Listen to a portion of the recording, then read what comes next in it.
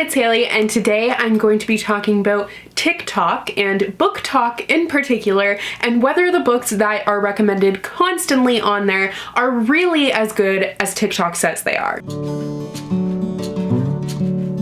So I'm super excited about today's video because it's something that I've never really done before, but I have never really had an outsider's perspective on bookish social media, but I definitely do with TikTok because I don't use TikTok. So I had to ask you guys, and I also asked some of my friends that I know are involved in book talk, which books they constantly see. Now, you guys were super helpful with this, and I have a list here that there are some that without even engaging with TikTok, I knew were talked about constantly there, but there were some that I didn't know were talked about all the time that came up a lot. So I just am including the books that came up the most in those Instagram DMs. So there might be some books that you see constantly that aren't on this list, but I think this is a pretty good place to start. I'm just not really into TikTok. Like, I try to limit my social media time, so I know that if I had it, I would just never stop. So the only things that I really see are the ones that make their way to Reels, but even that, I don't really watch them a lot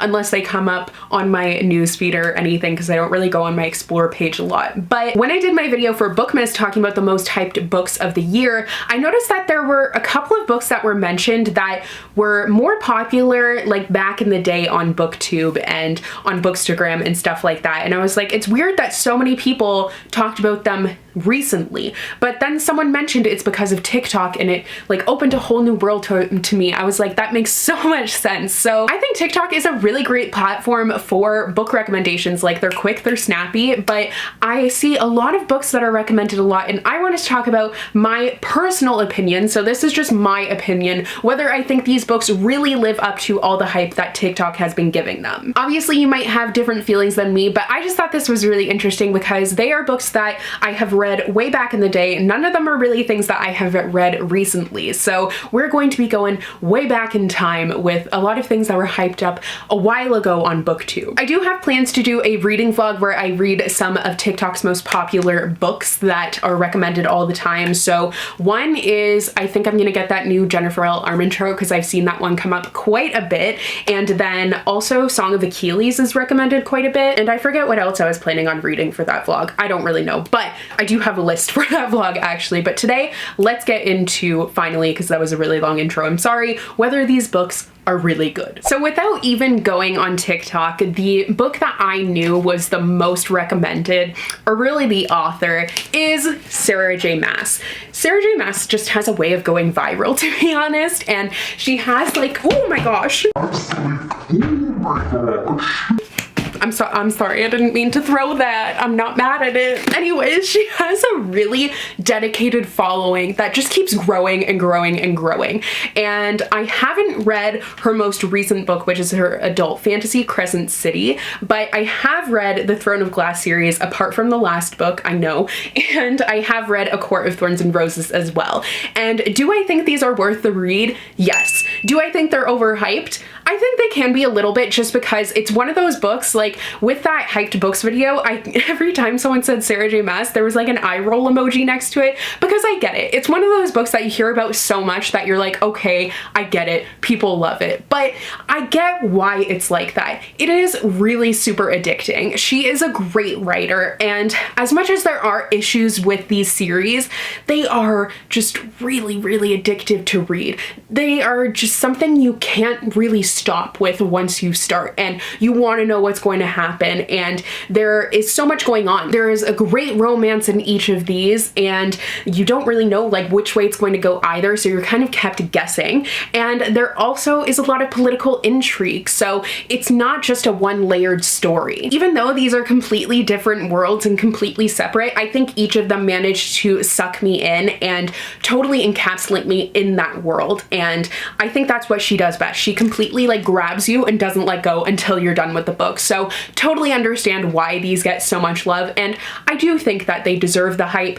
Maybe they get a little bit too much, and there are some other books that are kind of similar that are also worth the read, but I do understand where it's coming from. Throne of Glass is the story of an assassin who is in a competition. I haven't talked about this book in so long, to be honest. I used to talk about it all the time, but I feel like I haven't talked about it in forever. But it is one of the first like fantasies I feel like I read when I was on BookTube. But the other book, A Court of Thorns and Roses, this is a series that is about fae. So the main character ends up making this mistake and she ends up having to be held captive. So it's a Beauty and the Beast retelling, but she's being held captive by fae, and it's a wild ride, honestly. Like, this series is indescribable. It does get really mature in the second book, so arguably it's not really YA in the second book, but to each their own, like whatever you can handle, but there is some explicit content for sure. Speaking of fae, next up is The Cruel Prince by h.leblanc.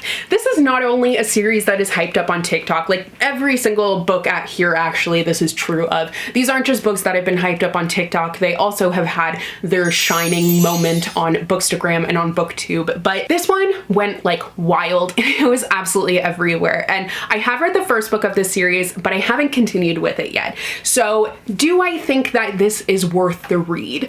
Yes, but I don't love it as much as everyone else seems to.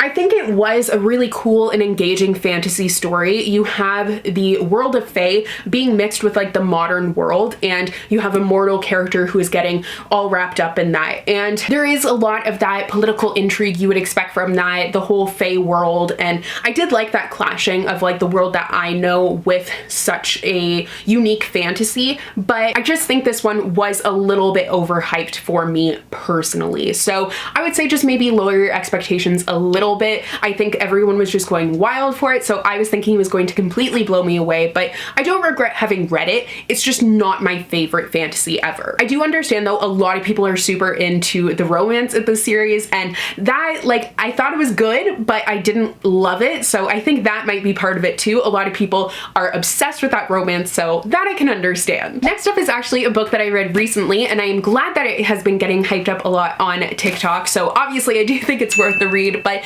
that is Legendborn by Tracy Deonn. So for sure, I would say that this one deserves the hype that it has been getting. It is pretty like City of Bones-esque in the fact that it's an urban fantasy, but this deals with King Arthur, and there's a lot of legends surrounding it, and it is such a multifaceted story. You deal with the main character who is grieving the loss of her mother, and you see her going through that grief and coping with that and learning more about the history of this fantastical world that she never even knew existed, but also her own family's history, and trying to overcome the grief that she's experiencing and move on with her life. Well, her world has basically been turned upside down. So the main character, like I said, she has lost her mother recently, but she is going to this away program. She's in high school, but the college that she's going to has this away program for high school students that she's attending, and she ends up witnessing a magical act on her first night there, this magical crime. So then it ends up unearthing powers in her that she had no clue that even were a possibility or that she had at all. So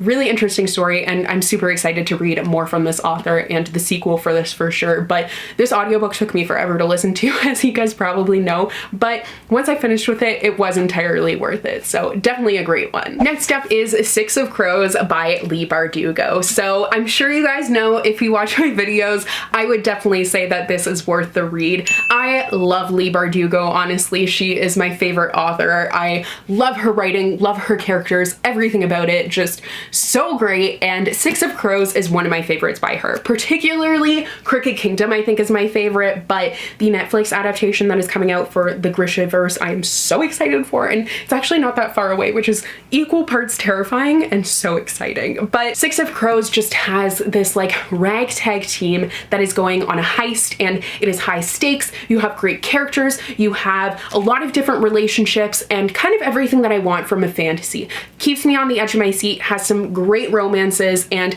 I love the multi-perspectives in here. It is just an interesting world and such a great universe to be in. You can tell how well thought out it is, and I totally get why people always really hype this up, because I am also guilty of that, because it is just entirely something that is going to suck you in. These characters are going to completely like nestle themselves in your heart, and you're not even gonna know they're there, and then you're gonna be like, I love them so much. Whenever anything happens to them, you're gonna want to protect them, and you're sad that you can't. Next is Red, White, and Royal Blue by Casey McQuiston. So we're kind of starting off with the books that I do think are worth the read, because I'm going to start off with the ones that I do actually physically own, and then the rest on this list I don't own anymore for whatever reason. Usually it's because I didn't like them so much, but that's not true of all of them. So Red, White, and Royal Blue for sure is worth the read. This book is so good. It is such a cute romance between the first son of the president of, I almost said England. Why do I always struggle with this so much?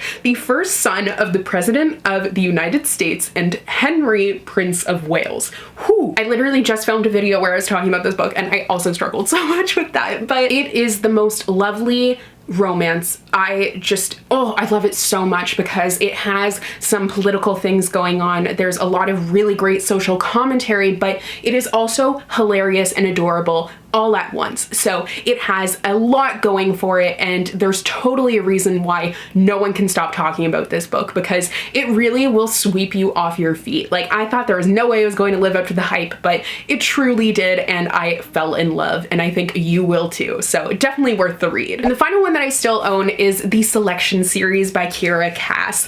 I'm not surprised at all that this has been getting hyped up a lot on TikTok, because I read this when I first started BookTube, and I totally fell in love with it. I read all 3 books of the original trilogy in 3 days because I couldn't put them down. I was just on the edge of my seat for this series, which is a combination of, it's like The Bachelor, but if The Bachelor were a prince. So royalty and the intrigue of The Bachelor, it is a great combination and really enjoyable. So now for the books that I don't own or I don't have here. So some of these books I don't have here because I have them in storage because I don't have enough room on my bookshelves. So I have them at my parents' house, because once I move to a bigger house, then I will take them out and actually have them on my shelves, because you guys ask all the time, where do you put your new books? And I put them in various places around the house, but I also will have some books that are older that I enjoy that I just take off of my shelves for the time being. So one of those series that I have taken off of my shelves for the time being is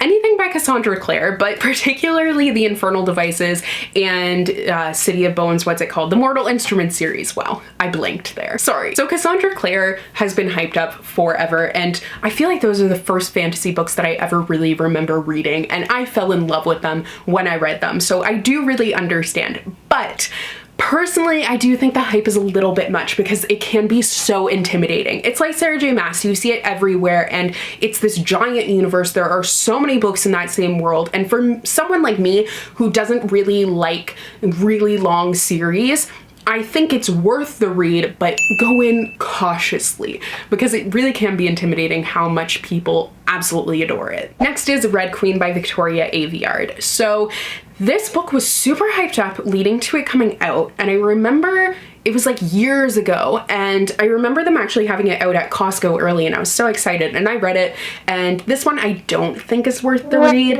I was not impressed. This, I was so excited for it, but nothing about it really blew me away. I was left feeling like the story was kind of lacking, and I didn't understand why there was so much buzz surrounding it. Now, I know a lot of people had an opposite experience and read it and really loved it, and that's great, but I think I had just read so many books around that time that were kind of similar that I didn't feel like this one offered anything that the other books didn't give me. And I'm not saying that everything has to be completely unique, but I just didn't feel like it did anything better than those other books that I had read. So it wasn't really adding anything new to my reading experience, and so I don't really think that it's worth all the hype that it gets. Next is A Curse So Dark and Lonely by Bridget Kemmermer. So this one's kind of hard because I didn't hate this book. I had a lot of issues with it, but I also think it had a lot of things that it did really well. I loved the representation that it offered. It has a main character who has cerebral palsy, and I thought that was really great, but this is a Beauty and the Beast retelling, and I felt really disconnected from it, and I think this one is kind of worth the read, but I think if you've read some other Beauty and the Beast retellings, there are fantasies that I have enjoyed more. So there are reasons that I think it was worth the read, but I felt like the story was kind of confusing and it kind of jumped around everywhere, and that just left me feeling really meh about it. So I don't hate it by any means. I just think that it does get like so much love, and I am glad that it gets as much love as it does, because like I said, it does have some really great representation to it. But for me personally, this was just kind of a letdown, and maybe it was all the hype surrounding it, but it just wasn't really what I was hoping for. Next is We Were Liars by E. Lockhart. So I was so surprised when I was looking at my bookshelves to find this book that I don't have it anymore. So I must have it at my parents' house or something, because I don't think I would have unhauled it. But this is like a blast from the past, this book. I read it so long ago, and I kind of forgot about it. Like, not in a bad way. Like, I do think this one is worth the read, but it is one that there are a lot of mixed opinions on. I fall on the side of really enjoying it. I did not see any of the plot twists coming, and it like totally made me bawl my eyes out, which does not happen often with books for me personally. So it just like had me, man. But I actually remember we were driving back from Ottawa at this point because we were visiting there, and I was reading it in the car and just sobbing because I was like, what is happening? But it's like a ghost story. Like, you kind of don't know what's happening. It's really interesting, unlike anything I've ever read before, I feel like, but it's been so long since I've read it, and I'm glad that this one is getting some love because I think it is really cool. Next is Circe by Madeline Miller. So this is by the author of Song of Achilles, which I said I'm going to be reading for that vlog. But this one, I have very mixed feelings on Circe.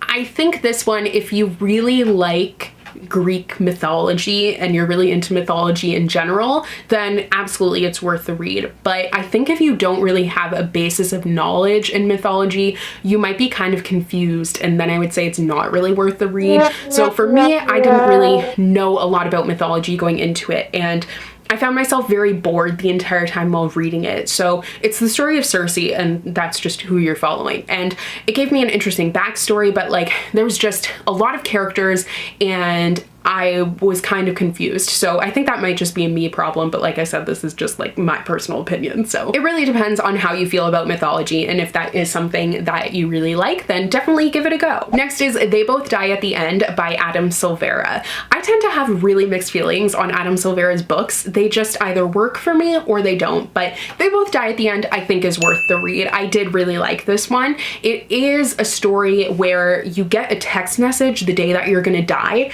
and it's like this service that you can be connected to where you get connected to someone who will be your companion for your last hours of living. So it's like a really hard story, obviously. I mean, they both die at the end, but so unique, and one that's definitely going to tug on your heartstrings and really pull you in. And the final book is A Serpent and Dove by Shelby Mahurin. So this one I'm really sad, but this one I would say isn't worth the read. I know so many people love this series, and maybe once again my expectations were too high going into it, but I just did not. And I was hoping I would, because the main character has the same last name as me, which I thought was really cool, but I just like, I kept waiting for it to get as good as people were saying, and it just didn't. So it's a witchy story, and it's like Victorian, and it's like this angsty romance, but like apart from the angst of the romance, there wasn't really a lot else happening, and I didn't feel like it was